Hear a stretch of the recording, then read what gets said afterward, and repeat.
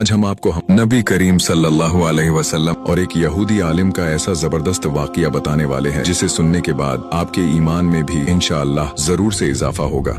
इसीलिए इस वीडियो को आखिर तक जरूर देखें और इसे जरा भी मिस न करें।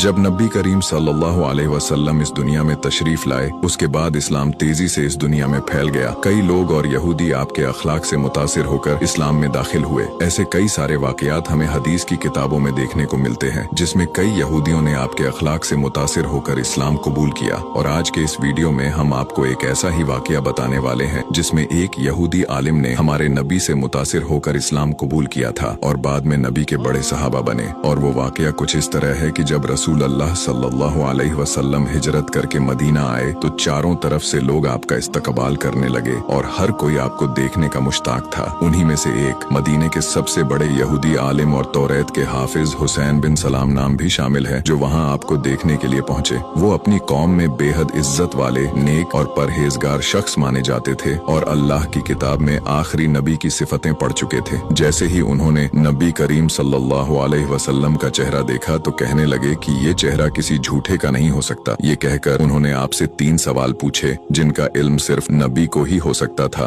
उनमें पहला सवाल था कि कयामत की सबसे पहली निशानी क्या होगी, दूसरा सवाल था जन्नत का पहला खाना क्या होगा और तीसरा सवाल बच्चा अपने बाप या माँ की शक्ल पर किस वजह से जाता है। उनके तीनों सवाल सुनने के बाद नबी सल्लल्लाहु अलैहि वसल्लम ने जवाब दिया कि कयामत की पहली निशानी आग होगी जो लोगों को मगरिब से माशरिक की तरफ हाँक ले जाएगी। दूसरे सवाल का जवाब जन्नत का पहला खाना मछली का कलेजा होगा और तीसरे सवाल का जवाब बच्चा उस पर जाएगा जिस नुत्फे का गालिब असर होगा। ये सुनकर उन यहूदी आलिम ने उसी वक्त कहा कि मैं गवाही देता हूँ कि आप अल्लाह के रसूल हैं। लेकिन उन्होंने ये भी कहा कि ऐ अल्लाह के रसूल, मेरी कौम बहुत जालिम है। अगर उन्हें मेरे ईमान लाने की खबर हो गई तो वो लोग मुझे झूठा कह देंगे। तब नबी करीम सल्लल्लाहु अलैहि वसल्लम ने यहूदियों को बुलाकर उनसे पूछा कि तुम हुसैन बिन सलाम के बारे में क्या कहते हो। उन्होंने कहा वो हमारे सबसे बड़े आलिम हैं, सबसे नेक और सच्चे इंसान हैं। तभी हुसैन बिन सलाम घर से निकलकर कलमा पढ़ने लगे और खुलेआम इस्लाम का कबूल कर लिया। यहूदियों ने जैसे ही ये देखा तो कहने लगे कि ये हमारा सबसे बुरा और झूठा आदमी है। लेकिन इसके बाद भी